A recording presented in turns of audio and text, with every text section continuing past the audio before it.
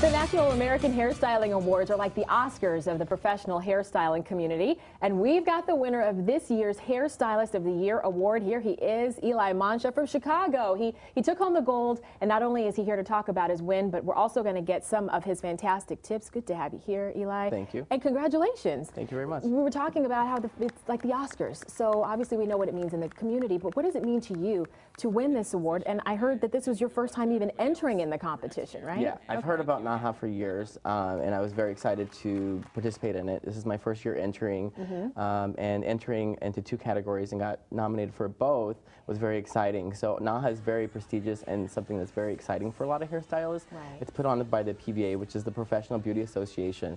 So it's a great company to be a part of because it really has a lot of credibility in the industry, and it gives you a lot of opportunity if you even just being a finalist. But winning the award has definitely changed my life. Your winning look, it really was a fashion-forward look. It had kind of an androgynous look and feel to it. Where did you get the inspiration for these ideas? I was amazed when I saw these pictures. Yeah, well, actually, the company that I educate for is Lock and Loaded, so it's a male haircutting company. So I wanted to do something that kind of complemented the company that I represent.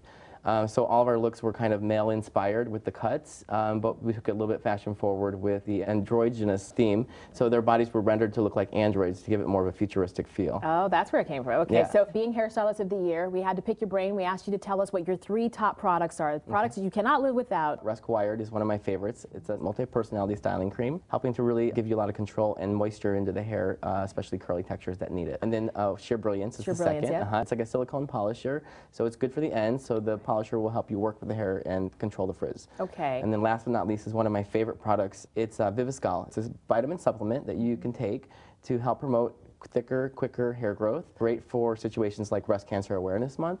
So people who are working with chemotherapy and having their hair grow back in, it allows them to not only get the hair to grow in faster, but nourish the hair that is growing back in. Right. Okay, so now what we're going to do is bring out a couple of models here. This is one of your examples of how you can create a look with loose waves, loose curls, with things that you have at home already, not using a curling iron. Right? Absolutely. A lot of hairstylists these days are using the flat iron curl, and it's become very popular, but it's hard for consumers to do the flat iron curl themselves at home. So I developed a way, working with the rags, that you can get that flat iron effect.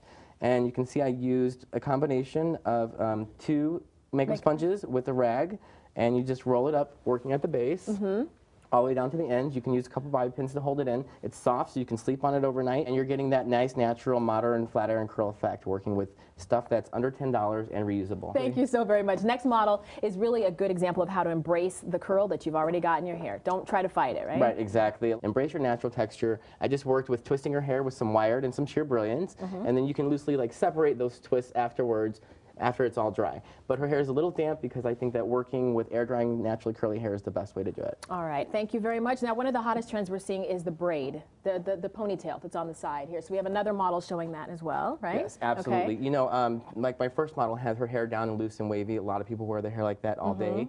Say she all of a sudden had to go to, you know, an event for the holidays or a fashion show, she could easily quickly throw her hair up. So just in 3 sections, I left all the top and the front out, working on the sides, taking that in 2 sections, twist, bobby pinning them up on both sides, and crisscrossing those after you get those up, and then working with this top front and sweeping it over underneath. Okay, before we go, one quick tip from you. If you had to spend some money on one tool, what would you say it should be for a woman? Curling iron, flat iron, blow dryer? I would say a flat iron, because if you can master curling with a flat iron, then that's great. You have both in one. You're good to go. Congratulations again on the award. Thanks for coming here, too, to share the tips. No problem. Thanks so much, Eli. We'll be right back.